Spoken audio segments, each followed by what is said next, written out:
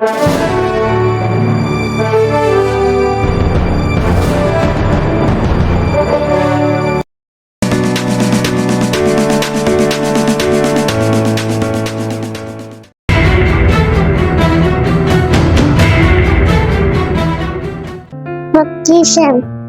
இன்றைய பொக்கிஷம்.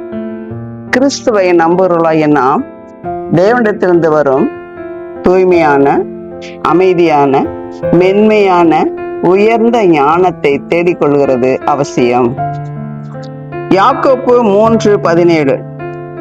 பரத்திலிருந்து வருகிற ஞானமோ முதலாவது சுத்தமுள்ளதாயும், பின்பு சமாதானமும் சாந்தமும் இணக்கமுள்ளதாயும், இரக்கத்தாலும் நற்கனிகளாலும் நிறைந்ததாயும், பட்சபாதம் இல்லாததாயும், மாயமற்றதாயும் இருக்கிறது.